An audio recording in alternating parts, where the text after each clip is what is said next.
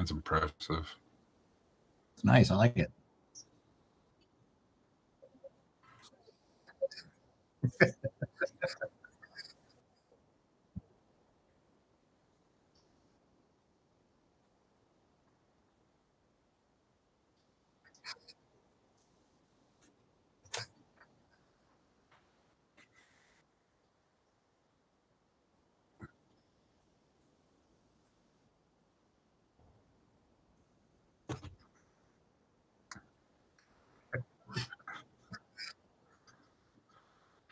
Thank you so much, Sable. It is so exciting to be here as a part of Writers CONduit, and especially to participate in believable world building.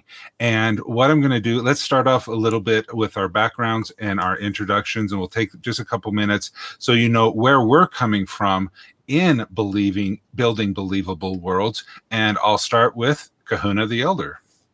Hey everybody, Kahuna the Elder, also known as Leo Soderman. So yes, I've just doxed myself. I'm going to have to repeat my introduction, by the way. Apparently I was muted, but go for it, Kahuna. Yeah. Oh, I heard you. Well, okay. Anyway, so I have been a writer in different forms for probably about 3 decades. I've done technical editing for magazines, a little bit of an editor-in-chief for a magazine. But I've had this story in my head for about 30 years. My biggest problem is that I always need to figure out what is consistent in my world. And part of this panel is to talk about how we make things consistent in our world, because you want your readers to believe in it. And that's what's important to me. So I stream every day. So if you ever have a chance, find me on Twitch at Kahuna the Elder.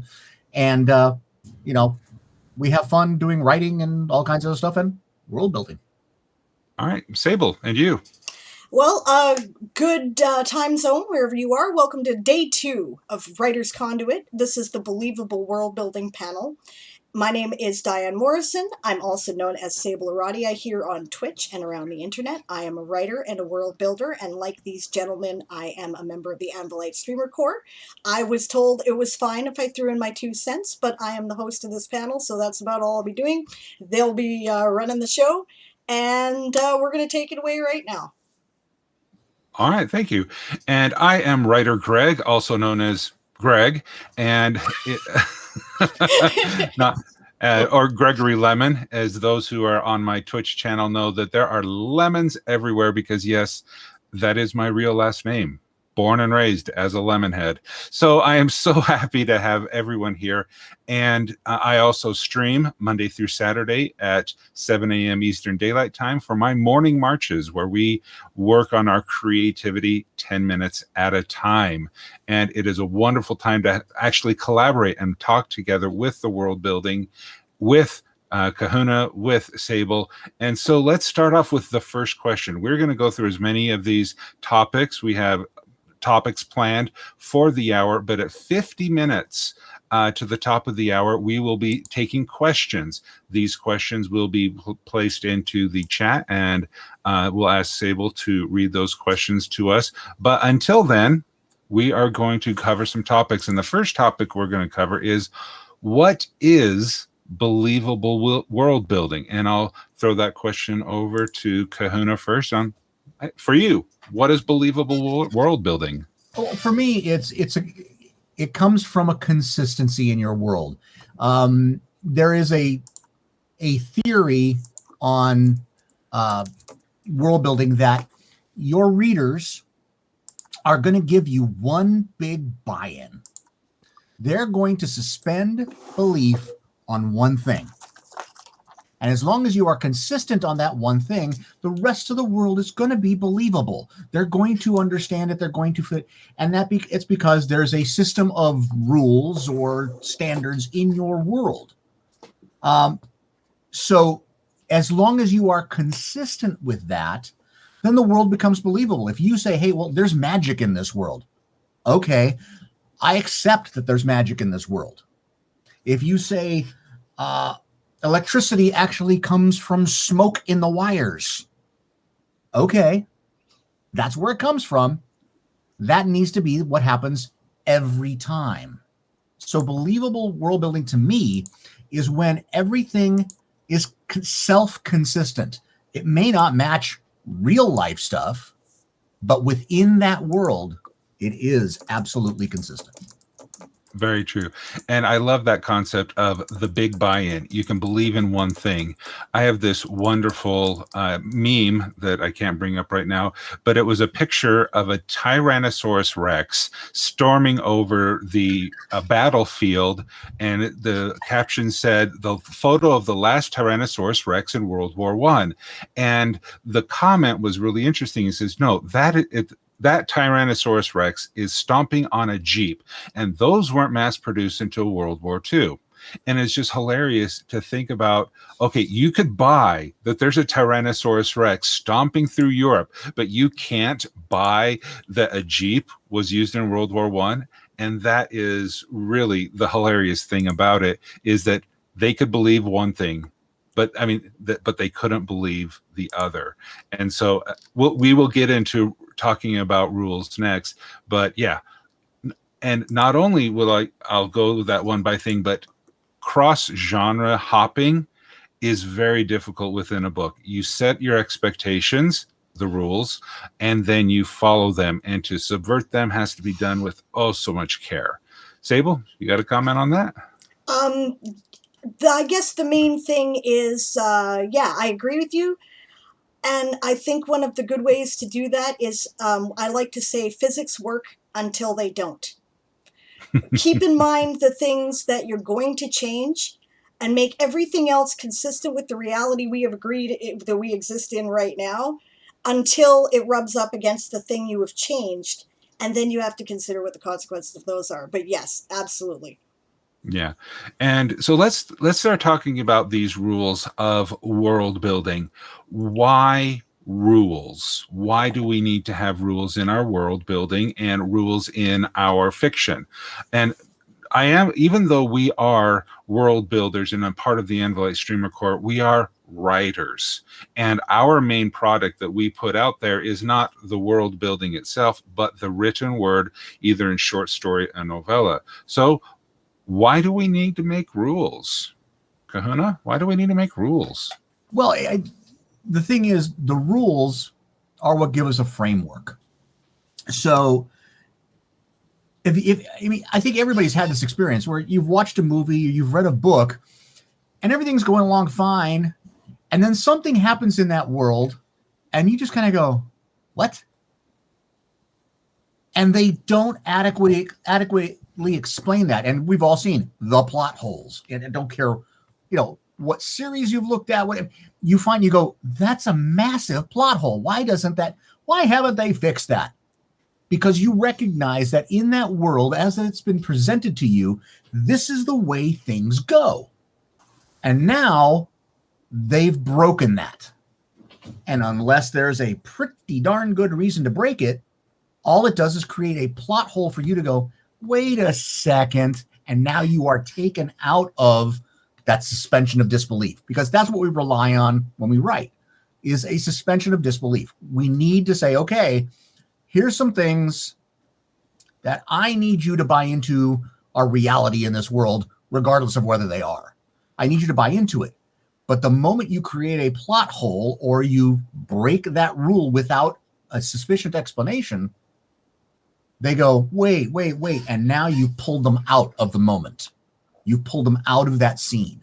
Mm-hmm. So we need the rules to be able to say, okay, does this fit along with everything else I've done to this point or will be doing? And it also gives us a roadmap for our story writing. If you know that this is going to break the rule and you don't have a darn good reason to break it, you might want to think about it again, right, or come up with a better reason why to break the rule. And that's a great thing about that we have with writers is, unless you are publishing something serially, meaning putting out a chapter at a time or a small segment at a time, we can go back and we can change the rules. And for discovery writers, I've seen this a lot, where they will write themselves in a corner, and then the Deus ex machina, the God and machine, will come and fix the problem that was established because they needed to break the rules. Ugh. All of the Lord of the Rings players. Yes. Send your hate mail to Sable. I love Lord of the Rings, but Gandalf is a good example.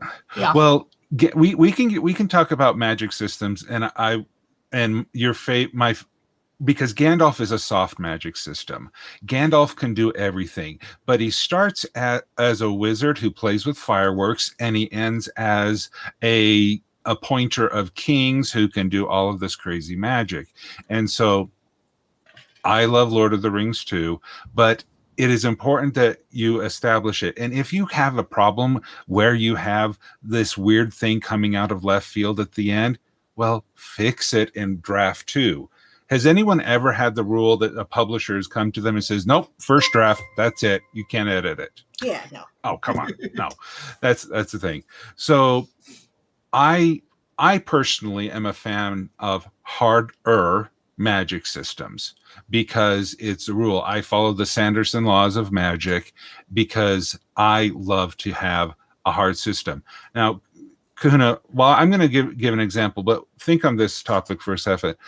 Do you have an example of a rule from one of your writing projects? So if you could think about that for a second.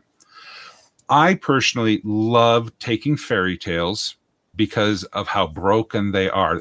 Anyone who has read the original Grimm fairy tales or Andrew Lang's colored fairy tale books, you know how bad they are.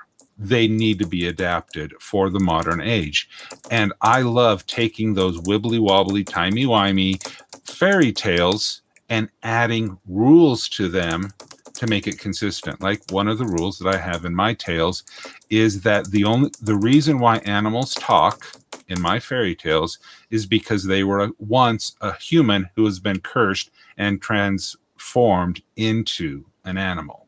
And see, that's my established rule, that you have to have been a human before you can become a talking animal. And because there's no consistency in the Grimm fairy tales on the rules, why can some animals talk and others can't? Disney example, Pluto versus Goofy. Why can Goofy talk and Pluto can't?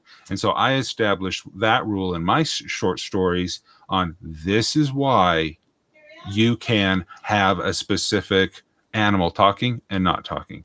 Kahuna, do you have an example from one of the rules that you have from your fiction? Sure, yeah. So in my world, magic is not given by the gods. It's actually innate to every being in the world, every one of them. Now, whether they have learned to use it is a different story.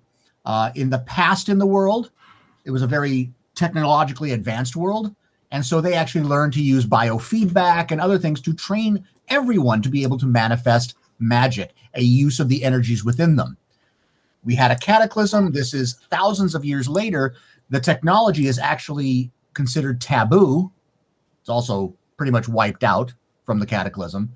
But the ability to use magic is accepted as just, hey, you chose to learn it. That's great. So magic, when they see magic, okay, no big deal.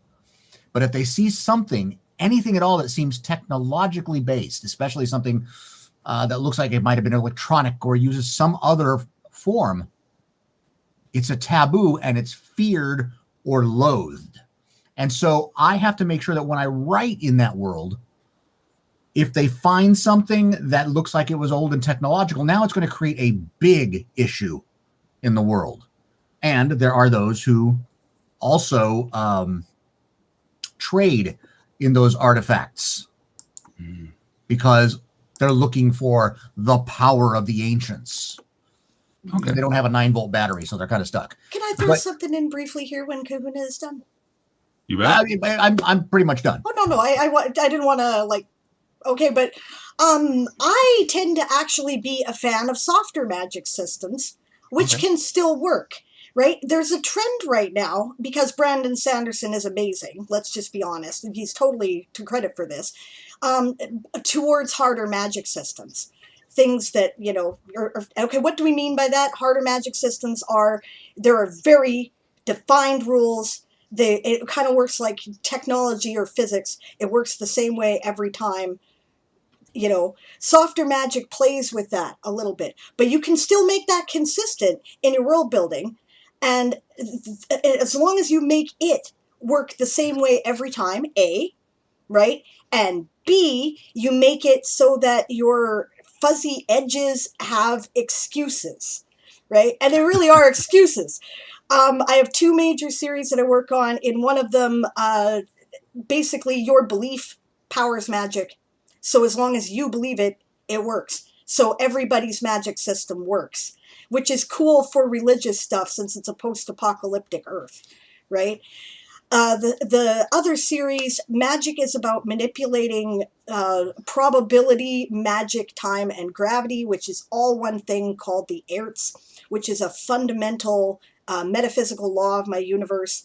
And the people who know how to manipulate that can A, fly magic ships, and B, can do things that manipulate reality. But the consistency is that it's sort of a quasi quantum physics kind of thing, right? So if you have those and you make that clear to the reader, they'll buy anything. And that's great, because that's what you want. You want your readers to believe your world. Okay, so we've talked about rules, hard and soft, and thank you for that contribution. Now let's talk about breaking the rules. When should we break the rules? Okay, I see lots of noddings. Kahuna, let's start with you. Well, breaking the rules is really important. Now that we've said you need to follow the rules, breaking them is important, but it needs to be an intentional break. And I kind of mentioned it earlier. It's like, if you break the rule, there better be a good reason for it. One thing that happens, if your reader goes and says, hey, well, that's not the way things work, you better be sure that everybody in your world does the same thing. Hey, that's not the way it's supposed to go. Your world should recognize that the rule has been broken. Then your reader follows with you and says, wow, it's weird to them too. So otherwise known as lampshading. Love it. Yeah. Oh, yeah. You're basically saying, okay, the rule's been broken. You know it. The people in the world know it. The world is aware of that. Now, why did that rule get broken? And now you have a whole place to go with your story as to why did that rule get broken? It also gives you the conflicts you need to tell a good story. Is when the rule gets broken, everybody kind of goes, wait. Now there's a conflict to work with. So that's when it's really a good use of breaking the rule, because it takes you out of what is the norm. Right. And I think that Sable has brought up a good point of lampshading. When you do something, do it with such great intention that everyone understands that this is weird. And proper foreshadowing. This is where it's important to be able to make sure that you have a good, strong outline with proper foreshadowing, or red herrings, as you may wish to have. But that's where we need to get to, is preparation of the reader, so that when we break the rule, we break it with intention, and they go, oh, I'm surprised, yet that was inevitable. And so that's one thing that we really need to talk about. Well, time is flying away from us here. This is such a wonderful so the next topic let's talk about is world builders disease. And the Anvilite streamer community, we know about the tale of the Elven shoes. Kahuna, will you tell us the tale of Elven shoes? Well, there are many versions of the tale of Elven shoes. I will try to condense them to one. So basically the idea of Elven shoes is this. You start writing about an elf in your world, and you describe how they dress. And hey, they've got these really cool shoes. And then you go into the detail on the shoes. Pretty soon you're telling us just how many stitches per inch are used to attach the sole to the rest of the shoe. Is this a detail we need? No, you just kind of went into it. And that's where we come into world builders disease. You are simply adding more detail than is really needed right now. Yeah. And when I think about, coming into the Anvilite community was such an eye-opener because it brings me into the world of the tabletop role-playing gamers and the wonderful world building that they do. But sometimes it's for the sake of world building as opposed to the production of fiction, the production of getting stories out there. And Sable, have you ever seen world building used as a tool for procrastination? I don't know what you're talking about. Yeah, exactly. Yes. I think we are all guilty of, you know what? I really don't feel like writing this chapter. It's got a lot of hard content. Ooh, let's talk about the calendar and the moon cycles and how it affects the tides, which affects the trade routes. Even though there's my character's not a trader, I need to know about the mercantile system here. Oh, I will give you a personal, perfect example of world building disease. Please do. One of the first challenges I did on World Anvil was a timeline challenge. Create a wonderful timeline. I created a timeline of a royal family. 145 generations of connected family members I remember with this portraits timeline. For every single one of them. Yeah. Portraits. Made an art Portraits. breeder. All of I them. have still in my folders, I have 145 royal family portraits, all done through Art Breeder, so I can make them look like they were related to each other from one end to the other. 145. It was a thing of beauty, but yeah. Yeah, but the thing is wow. Now, my justification to myself, well, these all give me different places where I can jump stories off. And they do. There were a few of them in there. I went, oh, this guy is going to be the brat king. This is going to be the king who became, the boy who became king at 5 and is essentially, run by the rest of the kingdom. This is going to be the powerful queen who manipulates, foreign powers for the good of her country. So it gave me jumping off points for stories. But it was 145 generations. Okay. Yeah. That's a perfect example of world building disease. And it was early on in using World Anvil. So I was like, oh, this is really cool. What I can do this, I can do it. And realized, I think maybe I've gone a little too far. Oh, yeah. And where we have such a wonderful and awesome tool, such as World Anvil, for collecting and organizing all of our information, it is so easy to fall into that world builder's disease. And yeah, we'll leave my examples for another day. But how do we break out of it? How do we cure world builder's disease, or at least treat the symptoms? Sable, do you have an idea? How can we treat the symptoms? Okay, bring yourself back to your story. What are you trying to accomplish with whatever it is that you're writing? What were you creating this for in the first place? Like Janet and Dimitri of World Anvil like to say, go back to your meta. And then think about, what do I need for that information? And something that I tend to do, because I have ideas about where the book series is going to go from the book that I'm working on at the time, right? Do I need this information right now? That's the other thing. It can wait. If it's not going to appear till book 3, don't talk about it till book 3. Work on the stuff that is going to be relevant to book 1, if that's what you're working on. Yeah.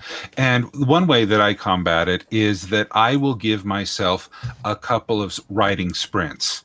And I will just sit down. Okay, I will allow myself for the next 25 minutes just to type or dictate as much information as I can about that. It got it out of my brain. It's documented in place where I can find it again. And then I'm just going to say, that's enough. Let's get back to the story. Who is my hero, my heroine, my protagonist, and what do they need to do next? And I am the outliningest outliner who has ever outlined. And by having that point of view and saying, oh, I need to work on that section. And if I don't like that section, I'll jump ahead to the next act. I'll work on that, and I can bounce around so that I'm staying writing on something that's important. And I'm exactly the opposite. I'm a pantser. I am the ultimate pantser. I do stuff on the fly constantly because I'll be writing something and go, oh, off I go. But the one thing that keeps Plancer. me in line is to say, okay, how much of this detail do I need now? Which is a lesson I learned with that timeline. How much detail do I need? Do I need to really, do they need to know everything about this, or can I just mention it? And again, we talk a lot about Worldbuilding, but one advantage with Worldbuilding is I can sit there and say, okay, I'm going to reference this and I'm going to create a little stub over here and say, okay, at some point I may need that. So I'm just going to create it so I can get back to it, which reminds me it's there. Mhm. Yeah. But if I don't need the detail, I'm not going to put the detail in. It's just not necessary. So that's really the key is this detail that I want to write about necessary to move the story forward? Okay. If it's not, for me, if it's not necessary to move the story forward, I will simply give myself a little hint to it and move on. Right. And I'm surrounded by pantsers. I had no idea. Plancer, So, actually, not quite. Right? oh, okay. I have, Planter. I have landmarks that I have to hit that are the important elements of the story. How I get there, I don't know. Okay. Yeah, and I'm here over here, and I'm sorting sand particles to make sure they're all lining up. So, but I'll get into that in my presentation later today. Ding! Okay, so that's the important thing, and we need to make sure that we are sticking on it. But let's talk about some different approaches that we have. And as a reminder, if you do have questions, please feel free to put your questions in there. We'll get to them at 15 or 10 minutes to the top of the hour, and we'll be able to try to get through as many of those as we can.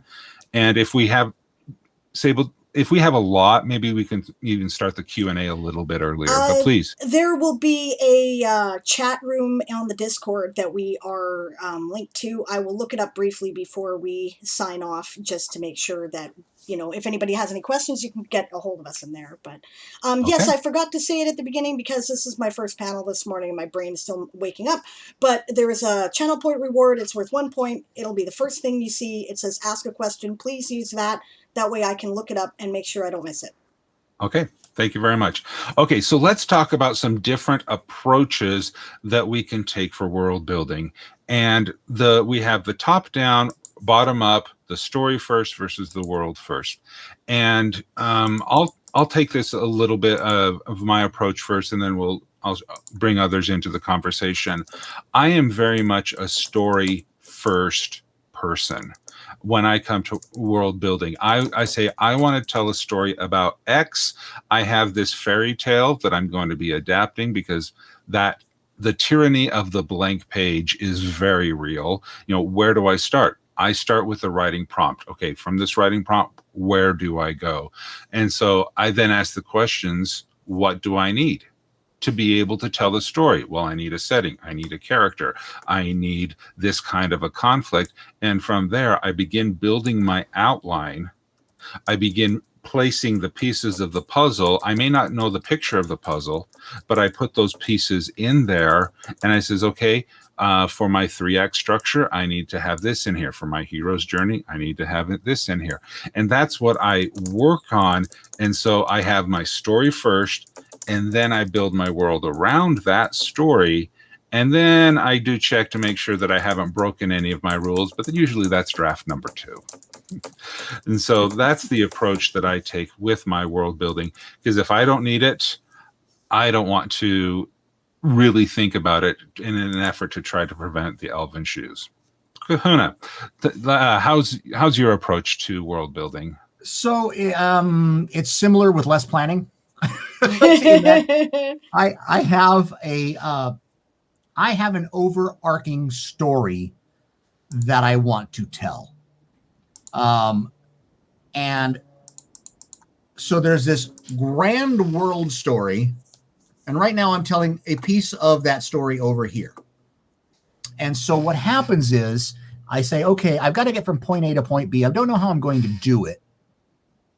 But I'm also writing this first set of stories as a serial. So each chapter for me in a serial needs to have a beginning and an end that moves the story forward in that chapter. And hopefully something towards the end, the quote unquote serial cliffhanger, something that says, okay, what's going to get me to read the next chapter? I'm very much along the lines of, when they were writing Indiana Jones, what were those cliffhangers that you had, the serial movies, because they were thinking of the old serials from the movie. And I think very visually. So in my sense, it's a very cinematic look. So I'm putting together scenes of stuff. So I have to have the big picture to know what that whole cinematic scope is going to be. And then my serial chapters are those sets of scenes within that story.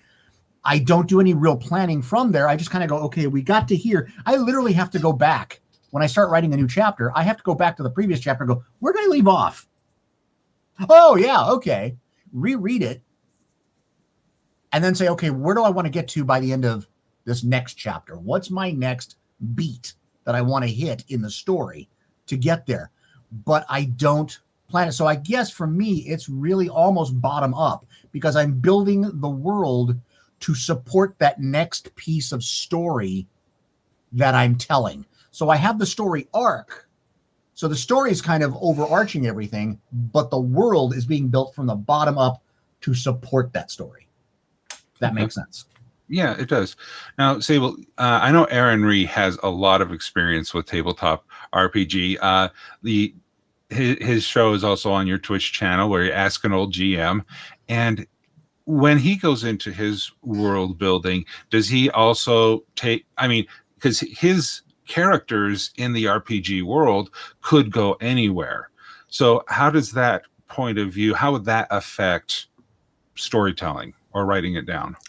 If you're writing for an RPG, and there will be a panel on this later, so I'm sure we can get into that in more detail, but basically you have to make the world itself, and you can't make it story dependent. Your PCs might do anything, right? And you can't predict it because people are unpredictable. So you have to kind of loosely build in elements of, okay, maybe if they explore this, where will I go with that? If they explore that, where will I go with that? And if they check out the other thing. So I believe that he approaches it with a framework, and then he'll actually build out the house more if people show up at that particular house to check it out. Right. Okay. And I think that's probably the best way to handle an ongoing campaign. For myself, I'll briefly throw in, I do a total viewpoint character thing. The world builds as I see it through my character's eyes. I look at what I'm looking at, I try to tell the reader about it, and then I try to figure out how it actually works and make sure it's consistent in the edit. Okay. And Kahuna, which one of those approaches that Diane Sable described matches more with yours? I would say probably the second description, which is, I'm writing my story. Okay. Now I have to figure out how the world works to fit that story. And once I've done that, we get back to the rules thing. Now that I've put those rules in place to support the story, I now have a foundation to continue the story with those rules. So it all, it kind of ties together, but it really is much more figure out what it is I want to say in this next beat, this next chapter. Mm-hmm. And if I already have the world built for that, great. If not, what are the pieces I need to tell that piece? This conversation is reminding me of a scene from Jim Carrey's The Truman Show, a great movie where Jim Carrey, as the titular Truman, he is driving along the street and the world is starting to break down around him. And it's very well planned because if he goes off the rails, he'll see the craft services behind the wall. He'll see, there's all of these different things that he shouldn't see as the world gets breaking down, as he starts becoming more erratic and less predictable. And for my own world building and for my storytelling is very much like the Truman Show, is because if my characters start deviating from the pre-approved plan, from my, thou shalt not touch outline, then I start getting into trouble, because then you're going to see the man behind the curtains. You're going to see the Christoph up in the moon. And so that is one of those challenges. Can I interrupt for a moment with a comment that you bet. Yeah, because this is a different insight point. Meladaman said, okay, but the idea about not world building anything else other than what you need for the story. The amount of story ideas I've gotten from world building things I don't strictly need makes me against the idea. And while I do see that you probably shouldn't world build too much outside what you need, it can also spark ideas you wouldn't have had otherwise. I said in the comments that's valid. It worked for Tolkien. It worked for Olaf Stapledon and many others. It's more time consuming, but it's valid. Yeah. Oh, yeah. I think that's the key of using those extra details as places where you can jump off later to other things. The key is, if you're never going to use that detail ever again, that's probably not a detail you need. But if you go, hey, I'm going to build this little thing over here because I've got this thing bugging me in the back of the head about this, write it. So you got it for later. But otherwise, if it's something where it's like, no, I just want to add how fuzzy the elven shoes are right here. Yeah, that's probably a detail you don't need. Right. And I think that brings up a great point of there is a fine line between excessive world building and writing a white walled room where you see nothing around, you only see the character. It's almost like dialogue from a screenplay. We do need to make sure that we have a rich world, a lived in world, something that the readers can really sink their teeth in. But I think that is the fine line that we need to. And some authors tread on one side and some authors tread on the other. I definitely need to move more towards a richer world. So it's not this blank void that my characters are living in, but it's a more rich world. So yeah, exactly. Okay.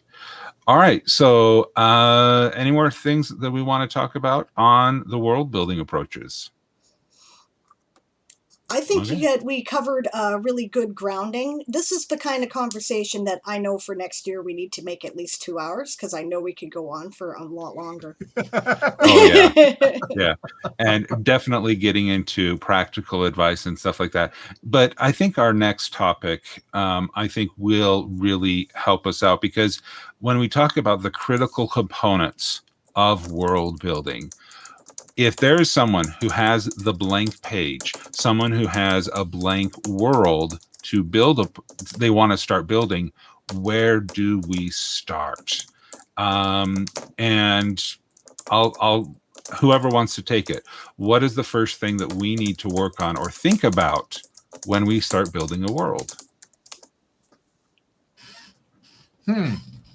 That's an interesting question. Because for me, I don't know that I find anything quote unquote critical. Mm-hmm. For me, it's really starting to build a scaffold. Okay, I guess if we want to say critical, it's what's the story? Am I telling a sci-fi story? Am I telling a fantasy story? Am I telling a historical story? And what is the scaffolding of the story? And that to me shapes the world.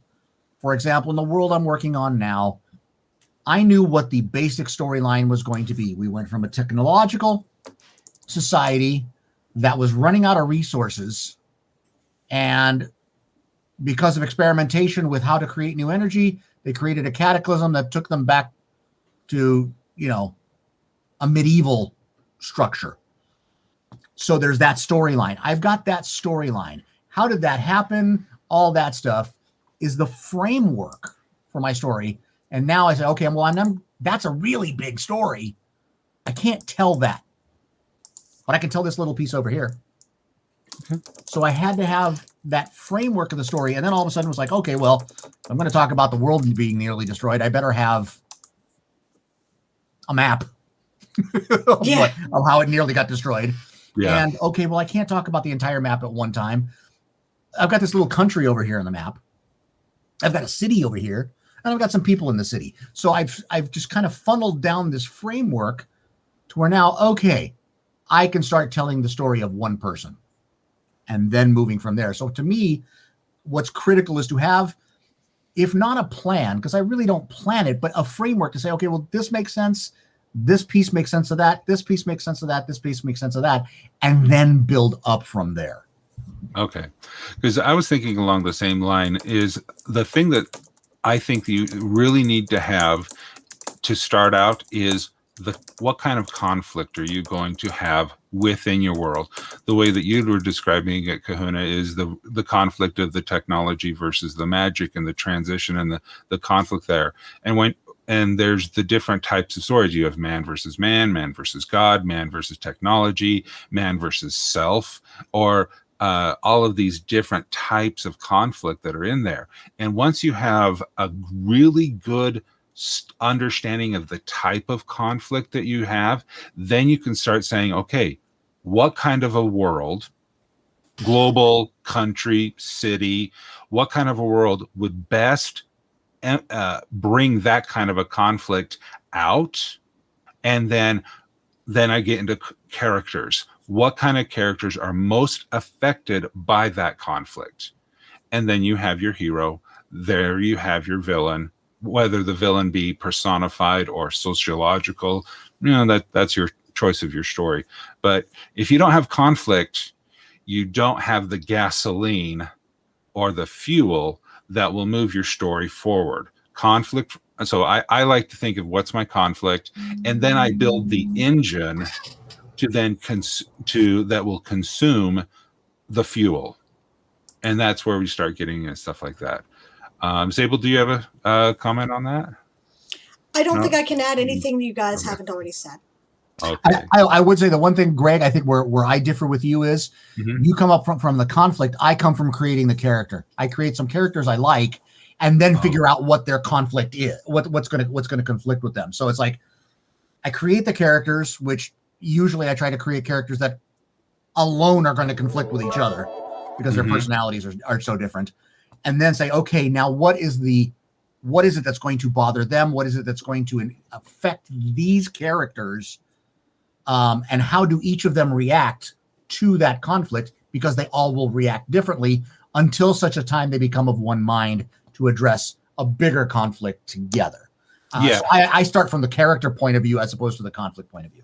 I guess to say that another way is, if you and I'm not suggesting any animal cruelty in this example, so please, but if you took two cats, put them in a box, and shook the box really hard, you would have your conflict. What I'm hearing is that you like to describe the cats and the characters first. I'm describing the box and the act of shaking the box regardless. So I think we're both getting there from the same we're both eventually getting to the same point. But whether you build the box or you find the cats, I think that is definitely personal preference. Yep. We're at 10 minutes to the hour. Can we skip the section on tropes and save that for another time so we can do questions? Yes, let's hop over to the questions. That is awesome. Okay, so I have I got to go over here to see them because it's on my other monitor here, but Sable's headquarters. I actually have like a command center around here right now. It's kind of stunning. It looks like NASA, but okay. And while Sable's looking for that, huge shout outs to the staff, the organizers, and all the people working behind the scenes that have made this Writer's Conduit possible. Thank you. Oh, okay, Sable, let's get in the question. Awesome. Okay, and Stretch put some of them up for me too. Okay, so our first questions were from Barbarossa. They're both lengthy. I'm going to do one. I'll come back to the second one if we have time. First one is I have a question on magic, and that's for all of us. When utilizing a hard magic system, how do you make sure you don't break your immersion when writing it? I would introduce the magic slowly over time as the character needs to learn it. There is often there's often in stories the character who doesn't know anything. They are the stand-in for the audience. Thinking of the Harry Potter world, Harry knows nothing. Ron knows everything social, Hermione knows everything intellectual. And you get into the social world building from Ron explaining it to Harry. You get all of the magic from Hermione explaining it to Harry. And so that is slow. You have to have those rules, but you don't info dump. It just will come as you work along it. So that's my answer. I think for me, it comes back to those rules, but one of those rules is your characters and the people in your world have to believe it before your reader will. So if your characters in your world act like, yeah, this is the way it works, your reader will buy into, all right, that's the way it works.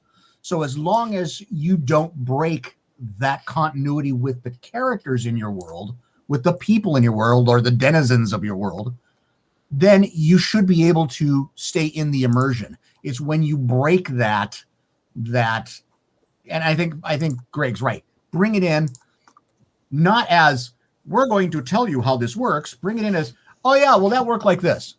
Mm-hmm. It's a discussion. It's just, oh, how did that work? Like this? Oh, okay. That's how your denizens treat it. So your reader will treat it similarly. Great. Yeah. All right. Next question. Yeah. I was going to say, show, don't tell. Right? Show, don't tell. Build it into the character's experience, which is why often people start with a character like Harry Potter, who doesn't understand what's going on and needs to be taught. Then you can teach your reader by teaching them. Okay, Officer Genius asks, so with pantsing, how do you do a larger story, in particular with stories with a lot of backstabbing or conspiracies? I'm not touching this one. No, that's for us, Kahuna. All right, so you've got a story with a lot of backstabbing and conspiracies. You can still pants it. Again, when I said earlier, I said you have to have a framework. So you have to know where the story's going, but you don't have to have the finite details. So if you know, for example, well, I want to have this backstabbing here. Okay, great. You have to tell a story that leads up to that. And that story can be as convoluted as or straightforward as you want it to be. And you have to know why you are having that backstabbing and what the outcome, because if you're planning on having backstabbing and, all this kind of stuff going on, you already know, you have already planned your outcome. You already know what you wanted to have happen out of that. So you can't really pants that because you already planned it. So you're being more of a planter. You just didn't know you planned it. But if you are looking to put that stuff in, you already know what's going to happen. So now what you can pants is how you get to it and what happens after it to the next plot point. So it actually gets fairly easy as long as you know, okay, well, this is why it's happening. This is what I'm going to do about it. I think that actually Author Goddess has some great thoughts about this. She does this great workshop about everybody outlines. Even if you're a pantser, you outline. Some people do it by creating a skeleton. Those are the plotters. And some people do it by creating an exoskeleton. Those are the pantsers. You go through and you make it make sense afterwards, right? That's how you handle that. You go, okay, well, I know, like Kahuna said, X, Y, and Z have to happen. You write those, and then you make it make sense in the edit. And people think you planned it that way all along and that you're a genius. But okay. And half the time, if you wrote something and go, oh, crap, that doesn't make sense. I know it'll make it make sense. You come back over here and fix it. And all of a sudden, it's like, yeah. That's what the third and fourth draft are for. Yes. Or the 10th. Anyway, yeah. I was being optimistic. The Happy Book Writer asks, so what's a good way to put religion into the world? That's a big question, but let's try to do it briefly. So what is religion? That's really what you were trying to answer. What is religion? It's a belief system. It's an organization in some cases. You need to decide what that religion is going to be and how it affects your world and what that religion is going to mean in your world. So is the religion a means of controlling? Is the religion a means of education? Is the religion a means of explaining things that don't have explanation? What is the purpose of the religion in your world? And now that gives you that, like Sable called it, an exoskeleton. This is the grand purpose of the religion. Now let me fill the details of how the religion fulfills that purpose in the world. And I would add to that is how big of a role will religion play into the story that you are telling? Because if you are doing like the Hunchback of Notre Dame, religion will play very heavily into that story. But if you are doing a story like the Jungle Book, then religion really isn't that important because it's not driving the conflict. So understanding that everybody has religion or the absence of religion, I think is critical. Everyone, and that's what you'll need to get into when you're talking about character building. What's their background and how does it impact that person? So I would presume you're not writing a treatise on theological discussion and calling it a fiction book, but it's important that realizing it is one part. Lewis. What? C.S. Lewis? A treatise on religion and calling it a fiction book. I love it, but yeah, it's a great book, but it just depends on what your objectives are. Yeah. It depends. Okay. Maybe maybe two more questions. Yes. All right. So what if you're planning for a graphic novel? If you're working in a visual medium, does that change how you interact with the visuals of world building? And this is from Gideon Navfan. I don't think it really changes. Well, now I can speak for me. For me, it doesn't change because I see my stories visually. So for me, a graphic novel is to me, I think in storyboards. So my story is storyboarded out. If I had the ability to be that good of an artist that I could draw it out actually on storyboards rather than stick figures, then I would draw it out because that's how I see it. So for me, graphic novel, if that's how you see your story, I don't see any real difference in how the story is built because that's not how I do it. I mean, I literally storyboard it in my head. So it's a graphic novel anyway. I think for myself, for a graphic novel, you can get less details in the text, right? The details must be in the art, right? So you do have to change your focus. If you're not used to thinking of it visually like Kahuna, you do have to think of it that way. And then you have to think about the complexity of how that can be revealed within, what your artist or you as the artist are working with, right? So, you can't do a bunch of long dialogue in graphic novels. That's not going to work. You could do exposition in, frames with but yeah, so it changes more the approach than what you're doing per se. Yeah. I would only add that you would probably want to take a screenwriter approach to your fiction as opposed to a novelist, because I think that the graphic novel is closer to a movie just with slides as opposed to a motion picture. But I think screenwriting would be a better approach to that. All right, last question really quickly. What are some good ways of balancing genre from Dragon Magpie? I assume by balancing genre, I think that I'm taking that to mean the needs of your genre, or if you're doing like mashups. I try to focus on one genre at a time, and so I don't know if I'm really qualified to answer this question, but I think it does go back to establish your rules. And maybe let me put it this way. There's no such thing as genre mashing. It's just your genre. Whatever, I mean, you may think it may be steampunk, you may think it be fantasy, but it's your genre. So if you establish your genre, your extremely tight niche, then just write your rules, know how to follow them, and know when to break them. Yeah, I think Greg's right. There's really not a mashup. I mean, it's a matter of what fits your story. What story are you trying to tell? If it has elements of fantasy, if it has elements of sci-fi or elements of historical fiction, okay, it has those elements, but it's not really a mashup. It's just how you've decided your story will be told. Yeah, I say consider the genres you are working with, that you are trying to put together, and consider their tropes. Does your story fit more towards one or the other?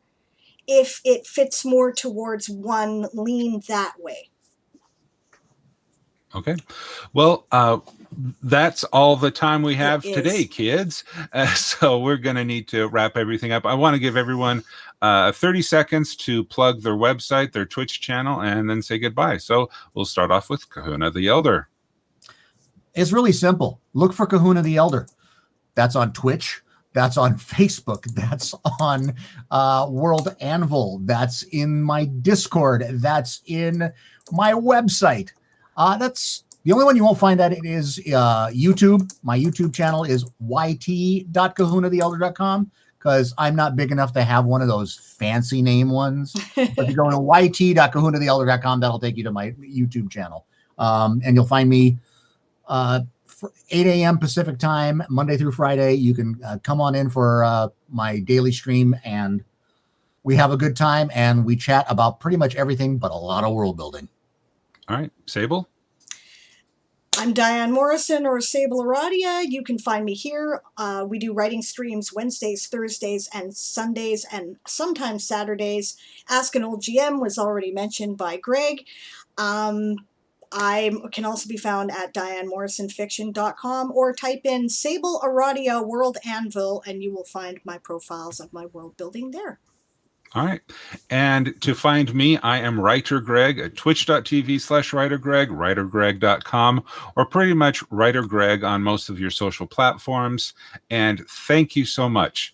And please make sure that you follow Kahuna the Elder on twitch.tv, Sable Aradia on twitch.tv, and myself as WriterGreg. Give us a follow so that you can join us for our future streams. And my morning marches, Kahuna's world building, Sable's wonderful adventures. Thank you so much, everyone, for joining us. And please make sure that you go back to writersconduit.com to find the schedule for upcoming streams. And each of us, you can find our profiles on Writers Conduit. Click our respective names, and you will see the future panels that we will be part of and leading and participating in. And until then, have a good one. Bye. Thanks, everyone.